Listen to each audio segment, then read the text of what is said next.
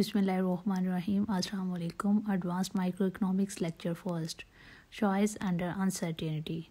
Before starting the lecture, please subscribe the channel so that you get upcoming videos on advanced microeconomics. Today we are going to discuss first what is gambles and contingent commodities. As all of you know that life is uncertain and players when play they have to face the uncertainty situation, and outcomes also lead to uncertainty situation. So the outcome of an uncertain situation is referred to as state of the world. And what are the contingent commodities? Actually, contingent commodities are the commodities whose levels depend on which state of the world occurs. Let's see the example. For example, if we lead the ice cream with the ice cream lead to the event of like sunshine, and as in the last week fog was also on the peak, and we relate that on coffee with fog and ice cream with sunshine, it's mean that we are going to relate a commodity with a certain or particular event. And before starting the applications of contingent commodities, we have to know related terms of contingent commodities, so the concept will be most clear to all of you. So these are the new terms for the students who have not studied statistical economics before. However, all of you know the statistical economics terms very briefly, so it will be easier for all of you. The first one is budget constraint. Consumer is actually has to face the budget constraint. And what is the budget constraint? Budget constraint, for if we see for the contingent commodities, it means that consumer has to face two type of consumptions. If present one consumption on the horizontal axis, which is related to one event, and another consumption is presented onto the vertical axis, which is related to the another event which is not going to happen. So then what will be the endowment point? Actually, endowment point will be on the budget constraint, which will represents the point NH. NH is assumed value. Clear? NH is assumed value, and what N represent and what H represent. H actually represents the consumption which is on the horizontal axis, and N represents the consumption which is on the vertical axis. Here in the budget constraint, you have to discuss two type of consumptions. One consumption on the horizontal axis, another consumption on the vertical axis. And on the budget constraint, we get the endowment point, and this endowment point is NH. And what is N? N is the consumption that is related to the vertical axis, and H is the consumption that is related to the horizontal axis. Next term is probability and expected value.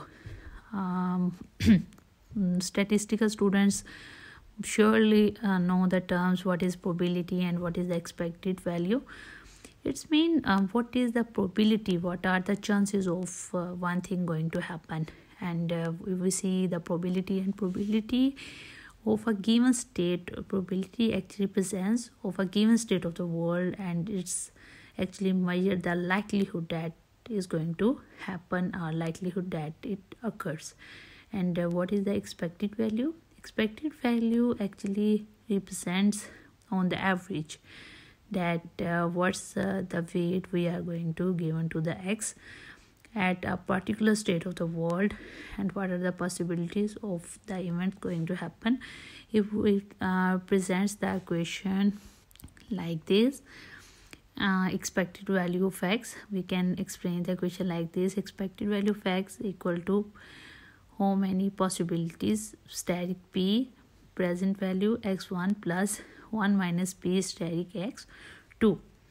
And if you in the next exercise we will do the numericals on this, then we have to use this equation to the numericals.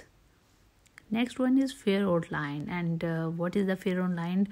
Before understanding this, we discuss what is the gamble. Fair gamble. Actually, fair gamble is related to when the player is expecting zero gain.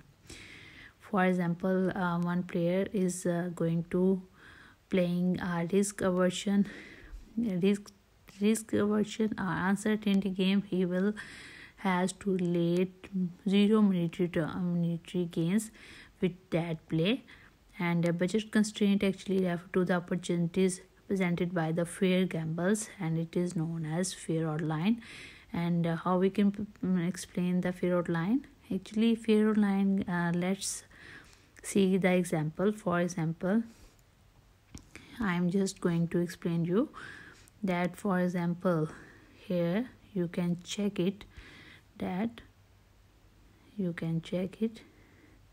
For example, their probability of rain today, if I say probability of rain is 1/5, and if I say probability of no rain is 4/5, then the what will be the odds of the rain? It's mean 1 to 4.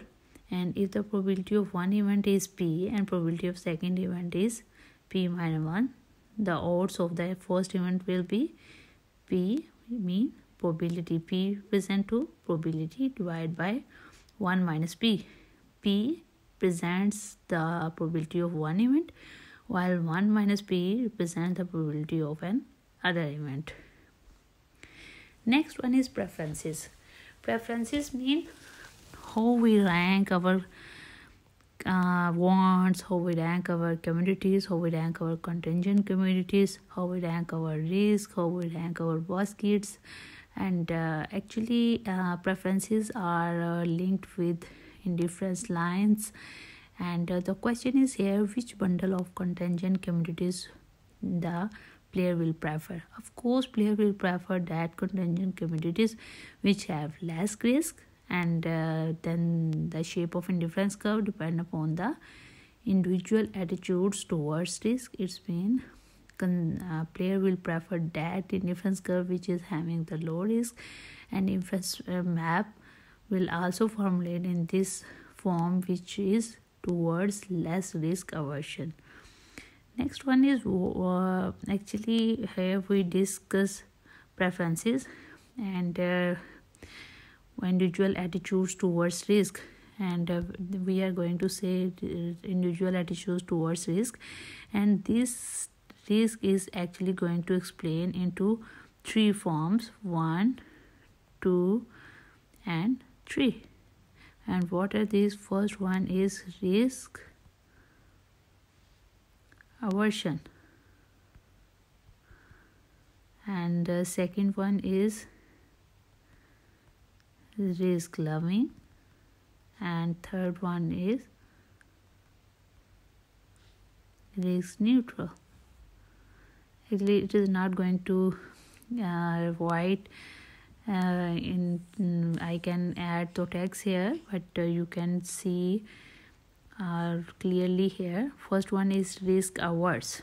Risk averse is actually the person who will not bet when offered an actuarial fair gamble, and it's formulated the 45-degree line which is bowed inward to the region, and the slope of each indifference curve is intersect to the certainty line and is minus to the odds fair onto the horizontal axis. Risk averse and risk loving. Next one is risk loving. Risk loving is an individual who prefer an uncertain prospects with a particular expected value to a certainty with the same expected value. You must know that expected value with the same expected value to a certainty with the same expected value.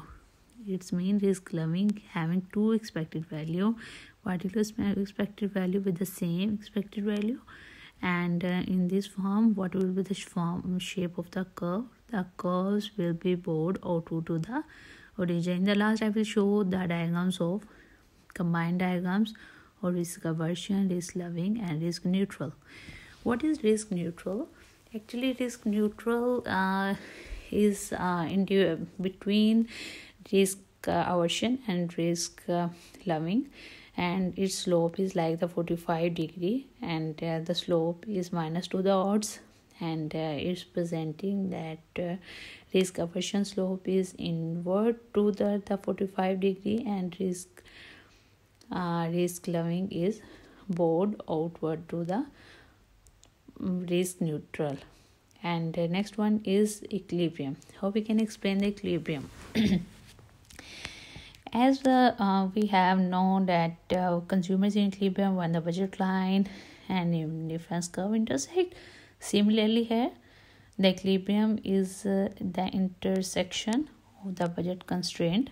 You can see that in the equilibrium is the intersection of the budget constraint and indifference curve. And when confronted with an actuarial fair bet, a risk averse individual maximize utility at endowment point. And we have discussed endowment point previously.